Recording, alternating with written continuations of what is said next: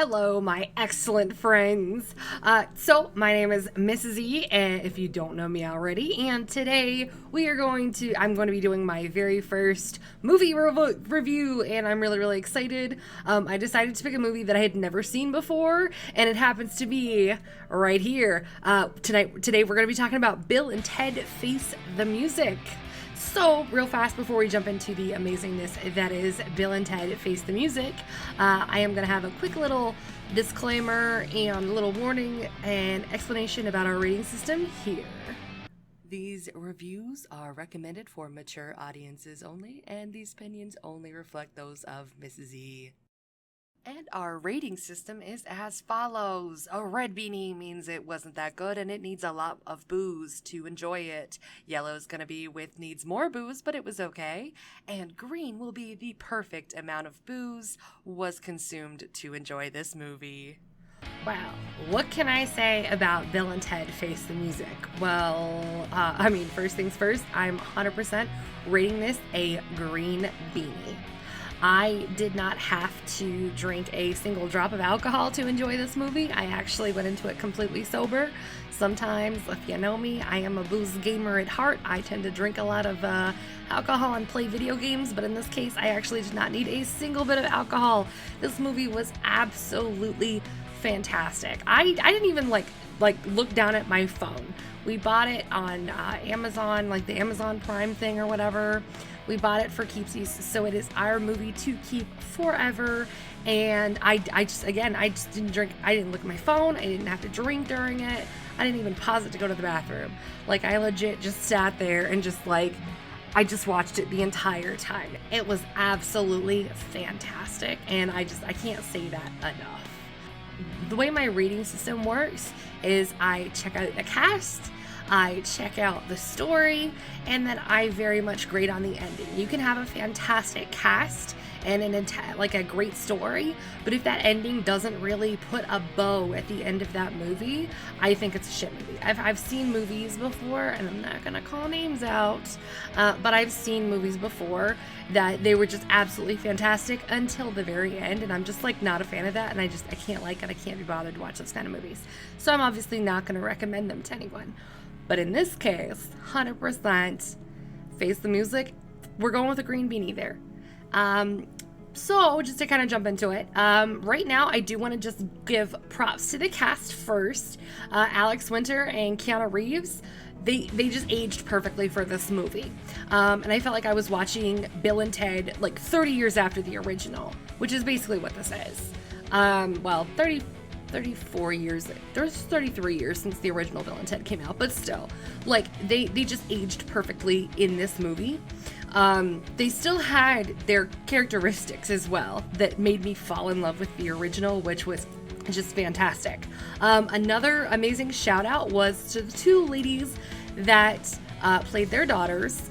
So we meet the amazing offspring of Bill and Ted, Thea and Billy, played by Samara Weaving and Bridget Lundy Payne. I'd never heard of either of them before this movie, so I didn't exactly know what to expect. But while watching the movie, you really see them encompass who their fathers are, and I just kind of remember watching and being shocked to be oh wow, those girls could 100% be their daughters.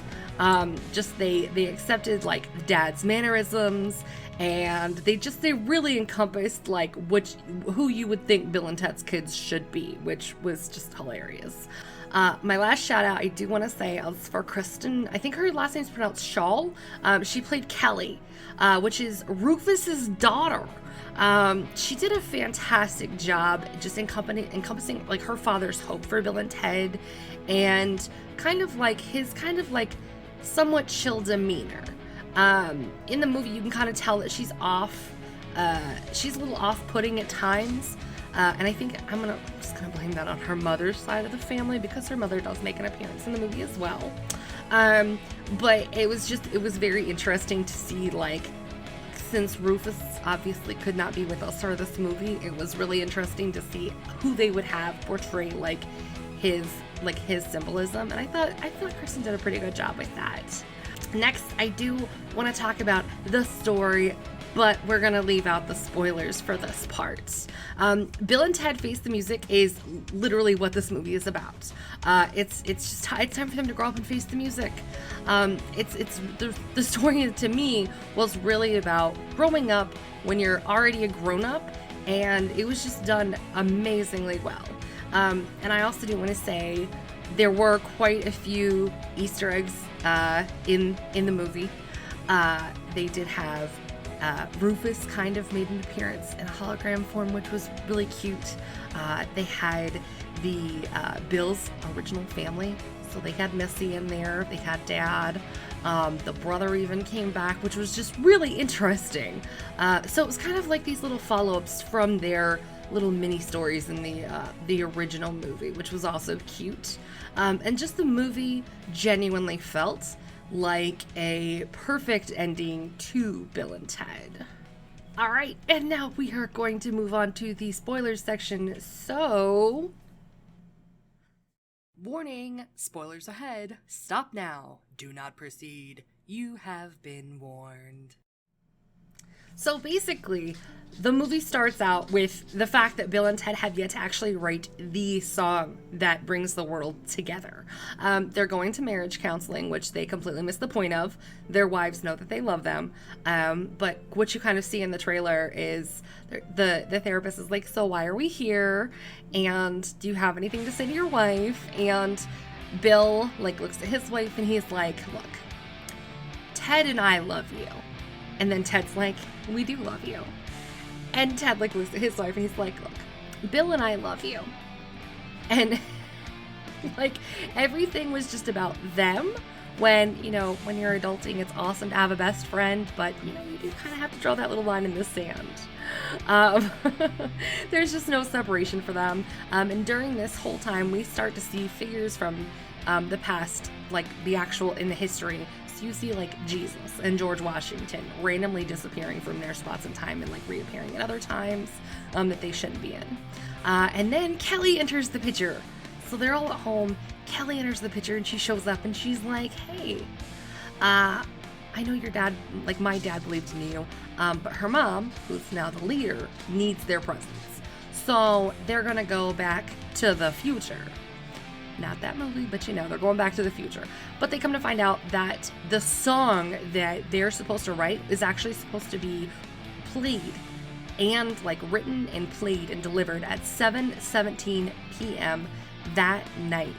And they have to play it at this place called MP46, or the world's not just gonna end, reality will collapse upon itself. So being the bright gentlemen that they are, and realizing that they don't have the song, they jump into the trusty phone booth and head to the future to find themselves and ask for the song. Except for 2 years in the future, they don't have the song, and their future selves are just total losers. Their wives have left them, their daughters don't speak to them anymore.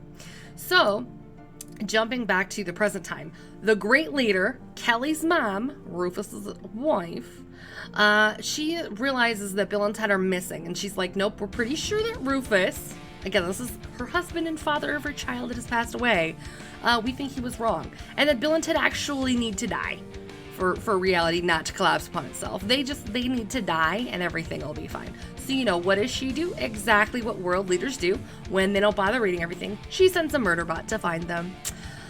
Kelly gets super peeved about this and goes to warn Bill and Ted, but when she gets to their home, they aren't there because, they went to the future to find the song.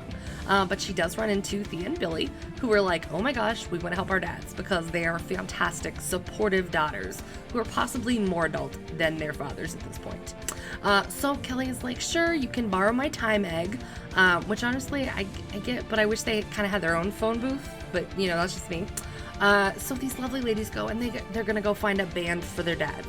Probably one of my favorite parts that you see during this is Jimi Hendrix on an electric guitar, battling Mozart in a musical kind of sense, and it was absolutely fantastic. It's kind of one of those things where you never thought you'd hear Jimi Hendrix playing Mozart on a guitar. It was absolutely fan-frigging-tastic.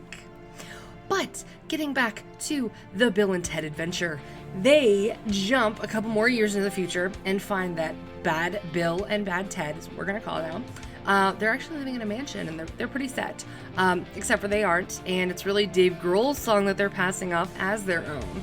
So Bad Bill and Ted try to catch Good Bill and Ted, but they get away and jump a couple more years into the future, and this time they travel and they find their future selves in jail. What are they in jail for, you ask? Getting caught breaking into Dave Grohl's house and stealing his music. And now they're like they're huge. They're huge now. So originally they're gonna beat up Good Bill and Ted, but then Murderbot shows up. Oh, surprise. And Bad Bill and Ted have a bit of a redemption arc, mainly for self-preservation though, because they know that if Good Bill and Good Ted die, then, you know, they're gonna die too. So they hold off the Murderbot. And now we are gonna jump back to the girls. And they have all done all of this work together, and they've got this killer band. They've got Jimi Hendrix, Louis Armstrong, Mozart, Ling Loon, who plays the flute, and this cave woman called Grom. They've also at some point acquired Kid Cudi. And so they're all really excited. And while all of this is happening, they land back at their house, and who shows up? The Murderbot. Go figure. You know, what happens? And you know, the killer robot shows up, and as is tradition in times of war, the killer robot literally kills all of them in one flash of his little hand laser gun thing. And then they all go to hell. When this part happened, I was literally just like, wait, what just happened? And I'm like, what? No, oh no. But you know, this is a Bill and Ted movie. So wait, there's more. So after Bill and Ted escape the jail, because Bad Bill and Ted, you know, had their little redemption arc, Bill and Ted are like, hey, let's just go to the very end. So when this happens, they travel them and they find themselves like in an old nursing home, and they're like super old, but they have the song, and they have it on a flash drive that has Preston Logan on it, and this is very important. And of course, Murderbot shows up yet again, but this time he can't kill them because A, they have a song, and B, he is like he realizes he done fucked up by killing the girls and their band. And he's just like having this horrible like inside personal dilemma, like, oh my gosh, I'm a horrible robot, I'm a bad person, or bad person robot. And Bill and Ted are like, yo, you gotta kill us though, because we gotta go to hell to rescue our daughters. And the robot's like, no, I can't do that though. And they're like, but you gotta. So here's actually where Bill and Ted, I feel like, kind of start really stepping it up as dads.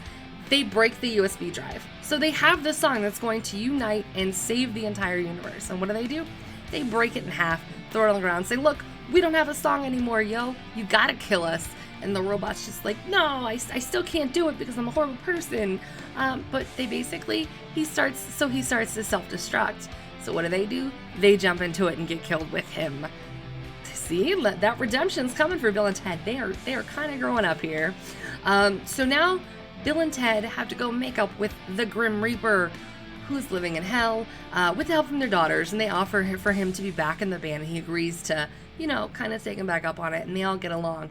Now the Grim Reaper brings them back up to the surface. So they land on the interstate, which is going crazy. So people and landmarks from all over history are randomly popping up, and literally just everyone's going crazy. And at this point, Murderbot actually hands Bill and Ted the USB drive. By the way, Murderbot's name is Dennis, which is also Kelly's ex-boyfriend's name, so it's just kind of weird that her mother would create a Murderbot and name him her ex-boyfriend's name. So that's a whole nother, I feel like that's like a Freudian thing, but yeah, anywho. So they realize when they're looking at this broken thumb drive that they didn't actually write the song. Their daughters did. And that they need to support their daughters, and that they need to be the backup for their daughters. Which is just absolutely, I started crying whenever they realized it. And whenever they said it to their daughters, because their daughters were like, oh, we don't perform though, we just kind of mix things. And he's like, yeah, you hear something you like and you put it on the song. So it's more of like a new age song that they're doing. They're taking little bits of different pieces of songs and then they're putting them all together and just making this beautiful, beautiful moment. So what they do is they realize that the song must be performed by everyone across all of time and space at the exact same time. So, with their wives, they jump back into the telephone booth, hit that little infinity button, and they go all across the universe at all at once at a million times. So there's like a million different instances of Bill and Ted hitting instruments to people and telling them what key to play. And that was kind of interesting. It was cute. So in the end, they get back, and as the timer is counting down, you see Bill and Ted entering at 7:17 p.m. on MP46, which was actually a mile marker 46 on the highway, and playing back up for their daughter's song. And when I tell y'all I cried, I bawled my eyes out. You are literally seeing everyone in the entire world, at every space and every point of time, all of these people are playing together. And it genuinely is that moment where you're like, this is how you unite the world. In order to save it, everybody has to play. And they were all just genuinely happy.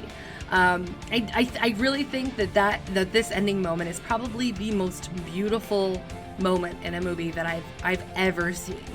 And I really feel like it's just that kind of ending that even right now, especially right now, our entire world could learn something from. So it was just very genuine. So there you have it, Bill and Ted Face the Music.